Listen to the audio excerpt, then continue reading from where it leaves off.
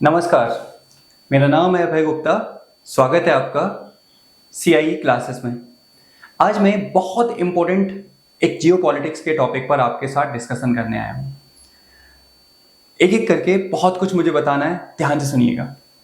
सबसे पहले ये जियोपॉलिटिक्स का टॉपिक क्या है, तो आपको मैं बता देता हूँ कि हाल में ही एशिया के एक द्वीपीय देश जिसका नाम है जापान और विश्व की वर्तमान में चौथी सबसे बड़ी अर्थव्यवस्था और शक्तिशाली देश जापान में हाल में ही चुनाव हुए और इस चुनाव में लिबरल पार्टी के नेता जिनका नाम है शिगेरू इशिबा हाल में ही प्रधानमंत्री बने हैं जापान के, यानी कि उन्होंने चुनाव जीत लिया है। अब ध्यान से सुनिएगा, चुनाव जीतने के बाद जो डेवलपमेंट होने वाली है वो अमेरिका, चाइना, भारत और प्रशांत पैसिफिक रीजन में जो देश हैं उन सबको प्रभावित करने वाली है। तो मैं और आप जानने वाले हैं, डिस्कस करने वाले हैं इस टॉपिक को। बहुत कुछ जानने को मिलेगा, तो चलो शुरू करते हैं। और प्लीज लास्ट तक इस वीडियो को जरूर देखा करें, क्योंकि जब आप लास्ट तक देखेंगे तो आपकी समझ बहुत ज्यादा मजबूत होगी जियोपॉलिटिक्स टॉपिक पर और साथ ही भारत के कॉन्टेक्स्ट में इसका क्या महत्व है। तो हाल में ही नवनिर्वाचित जो PM हैं उन्होंने कहा है कि वो सामूहिक सुरक्षा तथा बढ़ते चीन के खतरे को देखते हुए उन्होंने कहा है कि जो एशिया के देशों की सामूहिक सुरक्षा तथा चीन के बढ़ते हुए खतरे को देखकर एक हमें नाटो की तरह एशियन नाटो की स्थापना करनी चाहिए। अब आपके दिमाग में आना चाहिए कि सर नाटो क्या है, तो मैं आपको इससे डिस्कस करना चाहता हूं, ध्यान से सुनिएगा। देखो, द्वितीय विश्व युद्ध के बाद संपूर्ण विश्व दो भागों में विभाजित हो गया। एक हिस्से को USSR का पार्ट कहा गया और दूसरे को अमेरिका का पार्ट कहा गया। USSR यानी कि सोवियत संघ के साथ जो देश थे उन्हें सेकेंड वर्ल्ड के नाम से, दूसरी दुनिया के नाम से जाना जाने लगा, और जो अमेरिका के साथ देश थे, जो अमेरिका के साथ कैपिटलिज्म को फॉलो करते थे, उन्हें पहली दुनिया के नाम से जाना जाने लगा। यानी कि अमेरिका के पार्टनर्स फर्स्ट वर्ल्ड वॉर और USSR के पार्टनर्स सेकेंड वर्ल्ड के नाम से इनको जाना जाने लगा। अब देखो हुआ क्या, इन दोनों ही सुपर पावर्स के बीच में कंफ्लिक्टिंग सिचुएशन बनने लगी और इस कंफ्लिक्टिंग सिचुएशन को शीत युद्ध यानी कि कोल्ड वॉर के नाम से जाना गया। उसी कोल्ड वॉर के टाइम पर कलेक्टिव सिक्योरिटी को प्रमोट करने के लिए, to enhance and promote collective security, the super power decided to form their military organisation. इन सुपर पावर्स ने डिसाइड किया कि ये अपने मिलिट्री ऑर्गेनाइजेशंस बनाएंगे। जैसे 1949 में अमेरिका ने कलेक्टिव सिक्योरिटी के कॉन्सेप्ट के बेस पर नाटो का फॉर्मेशन किया, नॉर्थ अटलांटिक ट्रीटी ऑर्गेनाइजेशन का फॉर्मेशन किया 1949 में, जिसका हेडक्वार्टर बाद में कहां बनाया गया, ब्रुसेल्स के अंदर बनाया गया। ये दिमाग में रखिएगा पहली बात। तो अब देखिए, जब अमेरिका ने अपना कलेक्टिव सिक्योरिटी ऑर्गेनाइजेशन बना लिया तो फिर USSR कहां पीछे रहने वाला था। USSR ने 1955 में वार्सा पैक्ट के नाम से अपना कलेक्टिव सिक्योरिटी ऑर्गेनाइजेशन बना लिया। आपको एक बात याद रखनी है, इन कलेक्टिव ऑर्गेनाइजेशंस का जो प्रिंसिपल था वो ये था कि जैसे अगर मान के चलो नाटो के किसी एक देश पर अटैक किया जाता है तो वो अटैक पूरे नाटो पर माना जाएगा, यानी कि वो उसका जवाब नाटो के सारे मेंबर्स मिलकर देंगे और वो अटैक पूरे नाटो पर माना जाएगा। ये इनके प्रिंसिपल था, इसको प्रमोट किया गया और इस प्रिंसिपल के तहत दोनों ही सुपर पावर्स ने बहुत सारे देशों को अपने साथ जोड़ा। अब हाल में ही जापान के नए PM इशिबा ने भी यही बात कही है कि एशिया के देशों को, जिस तरह से चीन का खतरा लगातार बढ़ रहा है, जिस तरह से चीन लगातार पावरफुल होता जा रहा है, उसका लगातार एशिया के देशों से कन्फ्लिक्ट बढ़ रहा है। कभी सीमा विवाद, कभी आपका टेरर फंडिंग, कभी आपका जो आपका दक्षिण चीन सागर में, साउथ चाइना सी में जो डिस्प्यूट है वो लगातार बढ़ना। तो ऐसे में सारे के सारे एशियाई देशों को एक साथ आकर अपना कलेक्टिव सिक्योरिटी ऑर्गेनाइजेशन बना लेना चाहिए, कलेक्टिव मिलिट्री ऑर्गेनाइजेशन बना लेना चाहिए, जिसका नाम होगा क्या, एशियन नाटो। ये उन्होंने बात कही है। साथ ही उन्होंने ये भी कहा है कि सेकेंड वर्ल्ड वॉर से लगातार, सेकेंड वर्ल्ड वॉर के टाइम पर आपको पता है कि जापान के हिरोशिमा और नागासाकी के ऊपर अमेरिका ने लिटिल बॉय और फैट मैन नाम के 2 परमाणु बम गिराए और उसके बाद जैसे ही सेकेंड वर्ल्ड वॉर खत्म हुआ तब से अमेरिका और जापान के बीच में एक मिलिट्री पैक्ट है कि अमेरिका जो है जापान के प्रोटेक्शन के लिए हमेशा तैयार रहेगा, उसको मिलिट्री सपोर्ट देगा। तो हाल में ही इशिबा ने ये भी बोला है कि हमें जापान के ऊपर से, यानी कि जापान को अमेरिका के ऊपर से अपनी मिलिट्री निर्भरता को कम करना चाहिए।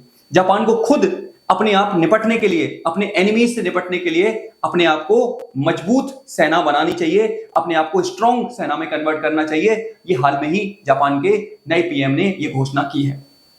अब ध्यान से सुनिएगा, नाटो, एशियन नाटो बनाए जाने का मतलब है कि अब जापान अमेरिका की छवि को कहीं ना कहीं शक की नजर से देखता है।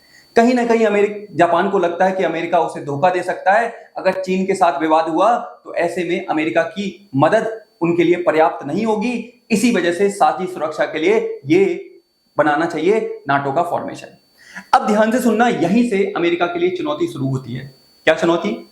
1945 के बाद से लगातार अमेरिका जापान का सहयोगी रहा है, लेकिन हाल में ही अमेरिका में चुनाव हैं और चुनाव में एक तरफ रिपब्लिकन पार्टी के उम्मीदवार डोनाल्ड ट्रंप, तो वहीं आपका डेमोक्रेटिक पार्टी की उम्मीदवार कमला हैरिस। तो हाल में ही कुछ जानकार ये भी कह रहे हैं कि ये बाइडेन की विदेश नीति का फेलियर है। ये बाइडेन की विदेश नीति का फेलियर है, जिसकी वजह से जापान धीरे धीरे उनसे दूर जाता जा रहा है। इसकी वजह से इससे कहीं ना कहीं सीधा अमेरिका का चुनाव प्रभावित हो सकता है और वोटर डेमोक्रेटिक पार्टी के ऊपर ये आरोप लगा सकते हैं कि उनकी विदेश नीति कमजोर रही, जिसकी वजह से जापान उनसे दूर होना चाहता है और इसका सीधा फायदा ट्रंप को मिलेगा आने वाले चुनावों में। ये एक बात बोली जा रही है। दूसरी बात, अमेरिका की छवि को लेकर लोग क्वेश्चन मार्क लगाने लगे हैं।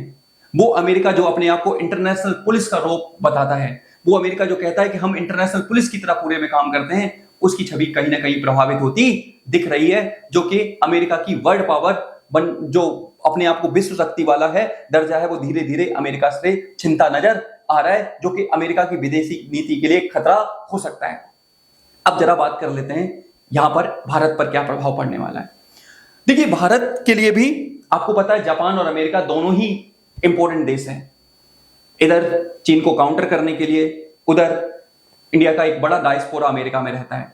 तो ऐसे में दोनों ही देश इंपॉर्टेंट हैं। तो भारत के लिए एक बड़ी प्रॉब्लम हो जाएगी कि आखिर इस असमंजस के बीच में भारत संतुलन कैसे साधे, कैसे भारत का संतुलन कायम रहे। ये बड़ी प्रॉब्लम भारत के लिए हो सकती है अगर ये एशियन नाटो का विचार रियल में मजबूत में लाया जाता है। दूसरा, जापान, अमेरिका, इंडिया तथा ऑस्ट्रेलिया, ये चारों के चारों क्वाड समूह के देश हैं। क्वाड समूह आपको पता होना चाहिए, 2007 में इसका विचार फॉर्मर पीएम, जापान के ही पीएम शिंजो आबे ने दिया था। बाद में इसको इंप्लीमेंट कर दिया गया और एक अनौपचारिक संगठन है जो कि चाइना को काउंटर करने के लिए ही लाया गया था एशिया के अंदर, अफ्रीका के अंदर, कि चाइना का जो प्रभाव है उसको काउंटर करने के लिए लाया गया था।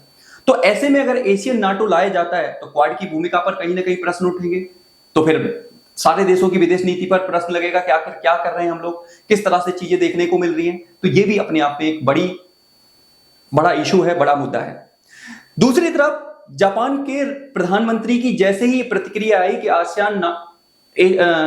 एशियाई नाटो बनना चाहिए, चीन ने भी अपनी प्रतिक्रिया दी और उन्होंने कहा कि हम इसे हरगिज बर्दाश्त नहीं करेंगे। क्योंकि अगर ये नाटो बना लिया जाता है, एशियाई नाटो बना लिया जाता है, तो इससे कहीं ना कहीं चीन के हित भी प्रभावित होंगे, जो कि चाइना की विदेश मंत्रालय ने साफ ये कर दिया है कि अगर ये ऐसा होता है तो इसके परिणाम काफी ज्यादा खतरनाक साबित हो सकते हैं। ये बात। दूसरी बात, अगर ये एशियाई नाटो बनता है और भारत इसका हिस्सा बनता है तो कहीं ना कहीं चाइना के साथ भारत की जो डिस्प्यूट है, जो भारत का विवाद है चाइना के साथ, वो और ज्यादा बढ़ने की संभावना हो जाएगी, जो अगर ऐसा कुछ होता है तो ऐसे में इस जियो पॉलिटिक्स की डेवलपमेंट ने पूरे वर्ल्ड में एक बार फिर से क्या पोलराइजेशन की सिचुएशन क्रिएट कर दी है। एक तरीके से फिर से ध्रुवीकरण की सिचुएशन क्रिएट कर दी है कि आखिर में इसमें किस तरह से चीजें ली जाए। आप मुझे बताइएगा कि आप इस विषय पर क्या सोचते हैं।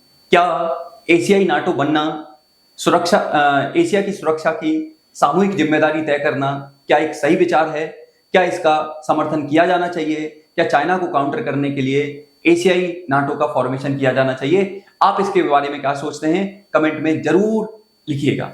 और एक और बात, इस चैनल को थोड़ा सा सपोर्ट करिए, सपोर्ट की जरूरत है, प्रमोट करिए, शेयर करिए और सब्सक्राइब भी करिए। मिलेंगे मैं और आप ऐसी ही किसी क्लास में, तब तक आप लोग अपना ख्याल रखिए, अच्छे से पढ़ते रहिए और नई नई चीजों को एक्सप्लोर करते रहिए। इसलिए इसी के साथ मैं अपनी बात खत्म करता हूं। मिलूंगा ऐसी क्लास में, तब तक आप सभी के लिए सभी का धन्यवाद। जय हिंद, जय भारत।